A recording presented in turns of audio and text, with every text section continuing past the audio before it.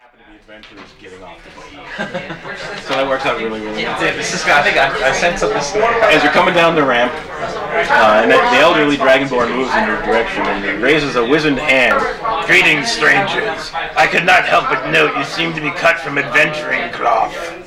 If you would be willing to help us, The Dragonborn begins. I have a noble task that requires your help. It is urgent, and I can also offer you payment. That sounds good to me. Good, because otherwise we're all going to go home.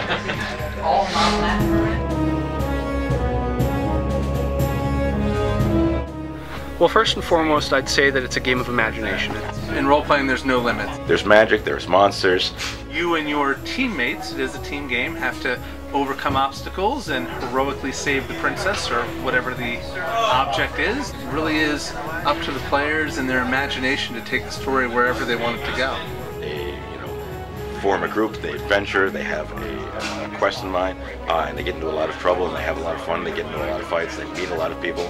And they go through this shared experience together. If you're going to take us to the guard, can we be put in chains? Whoever's running the game, the game master or the storyteller, kind of throws, curves your way and sees how you react. The DM is the storyteller and the referee who kind of sets the scene. You're going to get the elf play from her. The Dungeon Master is the ultimate rules arbiter of the game. There's no script per se. The outcome of any given encounter is going to be different. You have a 20-sided die to generate random events. The dice provide just enough randomness to keep the story going and make it unpredictable, while at the same time leaving the control of the story in the hands of the players. At the end of the day, you walk away with your rewards and a sense of accomplishment. How'd I do? Good. You are basically a vampire. I'm going to look carefully at the magic staff, make an arcana check to try to identify it. What happens is you do get to do half damage. Dungeons & Dragons was created in 1974 by game designers Gary Gygax and Dave Arneson. From its humble beginnings, it quickly evolved into an underground phenomenon, inspiring spin-offs, books, and even a Saturday morning cartoon. I am Dungeon Master, your guide in the realm of Dungeons and Dragons. To fully understand the game, I decided to join a group for part of their adventure at Pandemonium Books and Games in Cambridge, Massachusetts.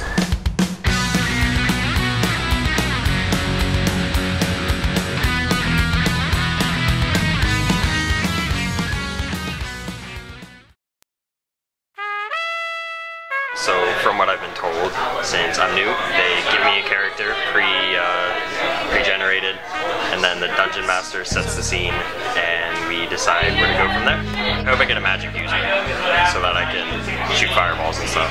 Maybe a sniper rifle. I don't think they have those in D&D though. I don't know how it's going to go, since I've never played before. Maybe I'll be a natural. You guys have been hired in this particular chapter by a dwarven descendant of the former ruler. And the dwarven descendant of the former ruler is convinced that in this dungeon there are treasures. As you approach this first sarcophagi, or whatever you want to call it, a gust of cold wind blows through the chamber, stirring dust and chilling the air. Just beyond the farthest stone box, a dim light coalesces into the spectral form of a dwarf. So he's like, "Are you here to steal my treasure? How dare you!" I am a high elf named Varian, level 2. I'll stay in the back because I have amnesia, which is why I don't remember how to do anything. As the encounter progressed, my improvised mentor gradually introduced me to the many rules and mechanics, and I continually shuffled papers around to look busier. By the end, though, I had found plenty of reasons to like the game. Yeah, can I push it back into the pit? Sure, hell yeah. I think so, yeah. So it'd be like 1, 2, 3. Be gone, douchebag. So I achieved a moment of greatness, and I wiped out 4 skeletal minions with 1 attack. I think they might have given me weighted dice so that I would do better and have more fun. But regardless, we defeated the Dwarven Spectre and found the treasure which we sought. And it was fun. No, actually, it is not your treasure. It is Gorn Hammerfall's treasure. It was like 2 minutes of a video game experience played out over 2 hours. With other people. I think for your first time playing, you did a fine job. D&D has a lot of symbols to describe certain things, so this is kind of a nice pun on some old dungeon traps. There's a natural staircase, pool, statue, altar, portcullis, trapdoor, archway, fountains, secret one-way door, concealed door, rubble, an open pit, and there's more traps. Slide, yes, a sliding trap. You get stalactites and stalagmites. A trapped door. What else do I miss? This would be a trap in the ceiling, a trap in the floor. Oh, there's a floor. I think that covers most of it. And I had to ask, so I don't understand. Well, you understand now, so that's what it all is.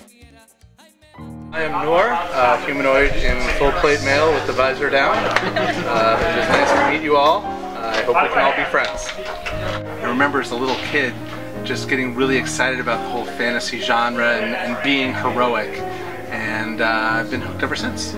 Around the time of my freshman year in high school, I met some friends at school. We just take our characters out for the lunch period. We'd go roll some dice. I've been playing probably about 20 years at this point.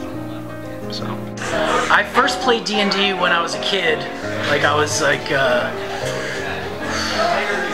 probably like 11 or 12 years old. I think it was like 7th grade, which was a long time ago. Like in high school and college and stuff, like D&D is far too geeky to do.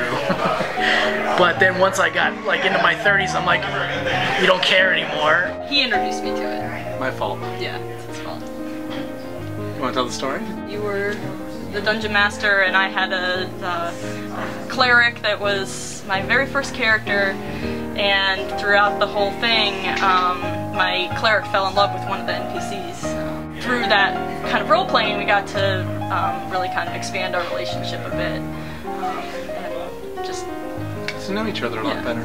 Yeah. Did you have anything like a D&D themed wedding or anything? No. We had a traditional princess wedding.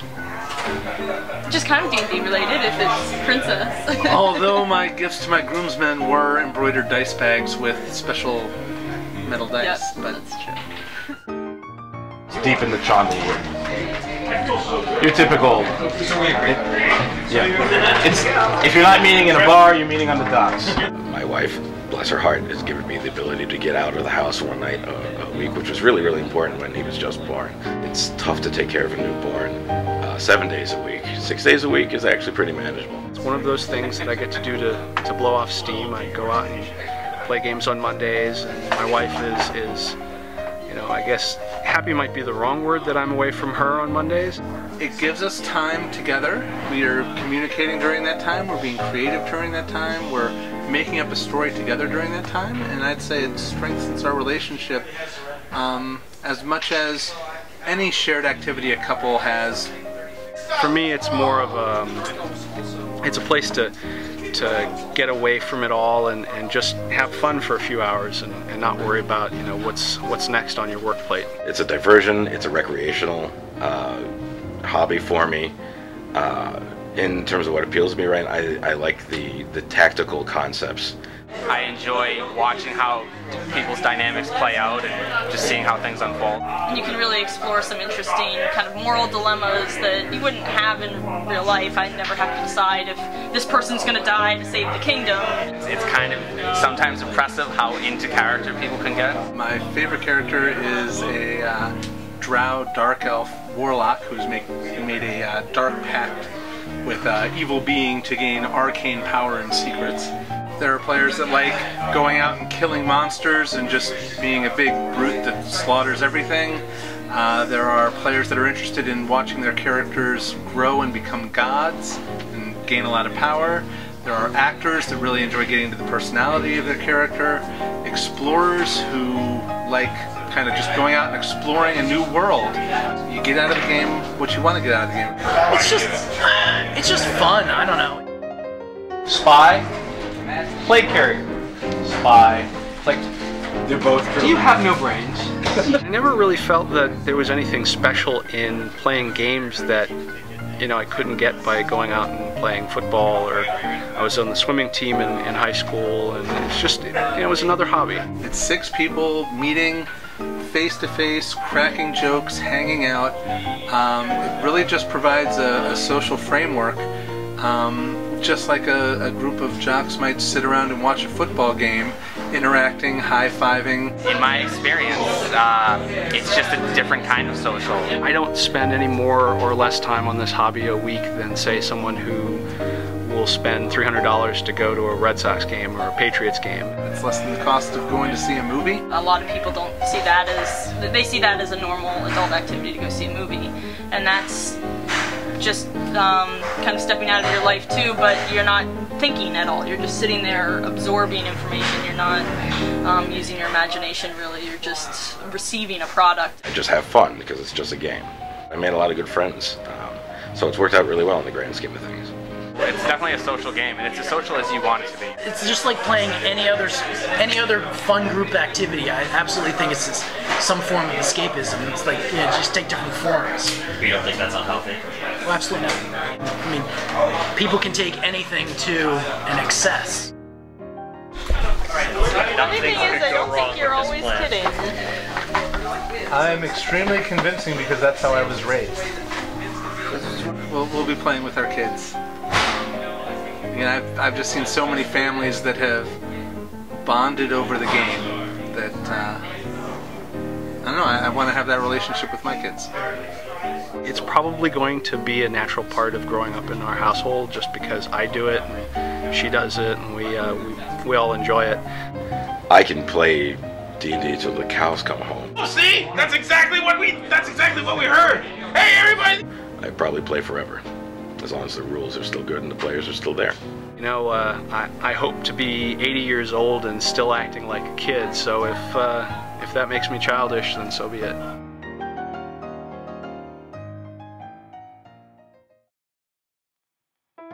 Well, I hope that roll of the die works out for you. I hope they give me dice. I didn't bring any. They'll provide me with dice. Loaded dice. I'm guessing. You're dying in roll 1. Yeah, I'd like to jump over this log. You got a 1, you're dead. You tripped and broke your back. The other players have to carry you on a litter for the rest of the night. If that happens, do you have like a suicide, like a friendly fireball, like where they can just kill you out of mercy? the euthanasia skill. I have a very high euthanasia skill. I don't know, maybe. Yes, probably, because they can do whatever they want. That's why it's better than Monopoly. Good. Better than Monopoly. Yeah.